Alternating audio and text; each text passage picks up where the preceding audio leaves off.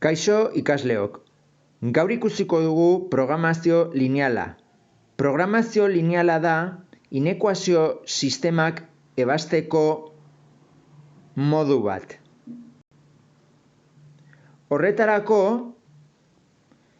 definitu behar dira aldagai batzuk, kasu horretan isa eta i aldagaiak, eta baita ere programaren murriztapenak, edo inekuazio sistema osatuko dituzten inekuazioak.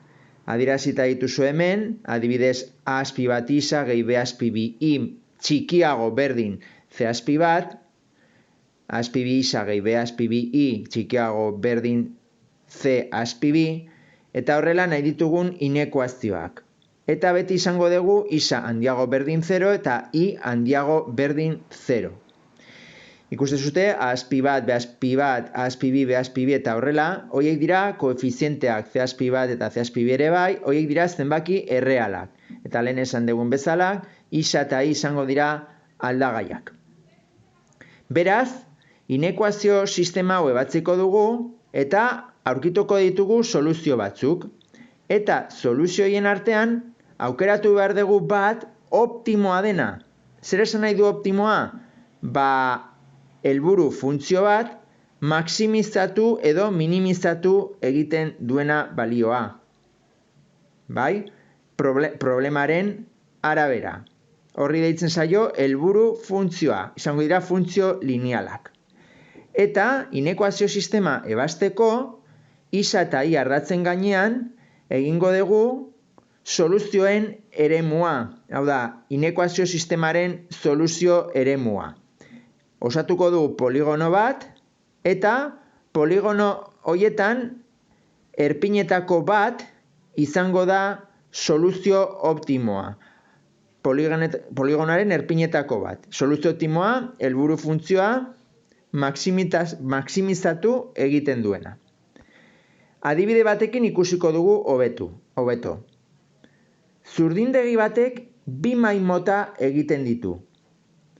A maila ordu bat margotzeko eta ordu bat barnizatzeko behar duena, eta B maila ordu bat margotzeko eta 3 ordu barnizatzeko behar duena. Zurdindegiak astero ezin ditu 100 ordu baino gehiago lan egin margotzeko eta 210 ordu baino gehiago lan egin barnizatzeko. Zurdindegiak prezio hauetan saltzen ditu bi mahai motak. A maila 300 eurotan eta B maila 500 eurotan. Galdera da, zenbat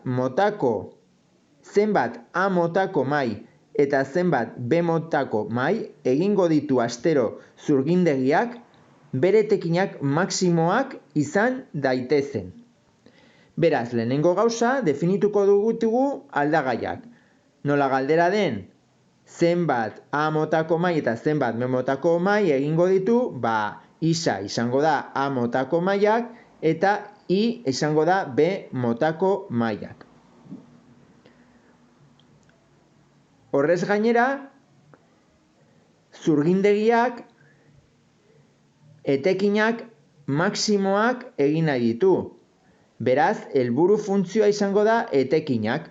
Kasu horretan, identifikatu dugu z bezala. Zer izango da z?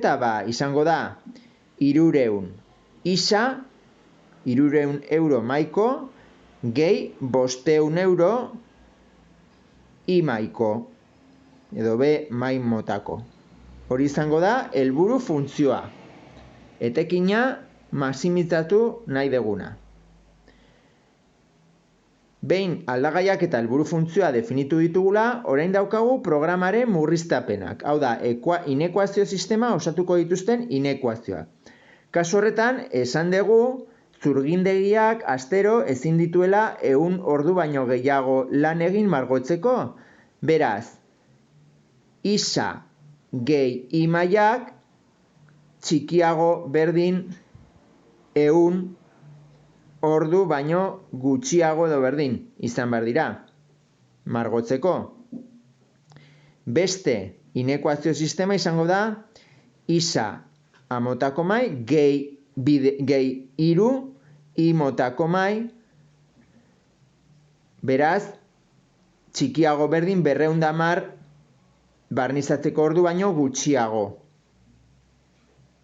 Beste izango da isa handiago berdin 0, hau da mailak izan behar dutelako positiboak edo 0, eta bestela B motako mailak ere izan behar dute positiboak edo handiago 0. Beraz, orain, egingo duguna izango da, programaren murriztapenak osatzen dituzten, edo inekuazioak osatzen dituzten inekuazio sistema ebatzi. Horretarako, margotu behar da isa gehi I berdin 100 funtzio lineala, hemen daukazute adierazita, eta bestea da isa gehi iru I txikiago berdin 210. Hemen daukazute adierazita. Bai, hori balio tabla batekin egin dezakezute. Isa handiago berdin 0, esan nahi du egongo dela I ardatzetik eskuinera, eta I handiago berdin 0, esan nahi du esango dela I isa ardatzetik gora. Beraz, inekuazio sistema hau ebasteko, ordezkatuko genuke inekuazio sistemetan 0,0 puntua, eta 0,0 puntua ikusten dugu dagola justo eremu hauetan. Eta elkar ebakitzen duten eremua da hau, funtzio hauek. Hori izango da soluzioen eremua, baina soluzio hauetatik bakarrik optimoa izango da bat. Beraz, aukeratu behar dugu beti poligonoaren erpinak. Soluzio posible bezala, soluzio optimo posible bezala. Hoiek maksimizatuko dutelako kasu honetan problemak adierazitako funtzioa, helburu funtzioa. Beraz, helburu funtzioan ordezkatzen badituzue erpinak, adibidez ordezkatuko dugu A, B, C eta D erpina. Kasu honetan A erpina da 0,0, ordezkatzen badezute 0,0 helburu funtzioan, ematen du 0 euro. Ordezkatzen badezute B puntua dela 1,0, ordezkatzen badezute 1,0, ematen du 30.000 euro. Ordezkatzen badezute C puntua dela 0,70, kasu horretan, helburu funtzioak ematen du 35.000 euro. Eta D puntua aurkitzeko, ekuazio sistema ebatzi behar dezute bi hauen artean. Zergatik, bi elkar ebakitzen dutelako puntu batean, zuzen horiek. Beraz, ebasten baduzute ekuazio sistema hori, x gehi I berdin 100 eta x gehi iru berdin 210, bai, goikoa berdin usten dezute, bekoa bider minus bat egiten badezute, isa eta minus isa juten dira, bat ken iru I da minus bi I, batzen badezute eta minus 210 da minus 110, minus 110 zati minus bi da 55 mai, B motakoak, ordezkatuz goian, isa gehi 55 berdin 100, bestaldera pasa, 100 ken 55 da 55. Beraz, daukagu 55 mai A motakoak. Beraz, erpin hori ordezkatzen badezute helburu funtzioan, 300 bider 55 gehi 500 bider 55, hau da 13.500 gehi 27.500, ematen du 51.000 euro. Beraz, lau balio hauetatik izango da maksimoa. Beraz, lortuko du zurgindegiak etekin maksimori. Beraz, soluzio optimoa izango da 55 mai A motakoak eta 55 mai B motakoak. Bale? Hau da programazio linealari buruz jakin behar dezutena.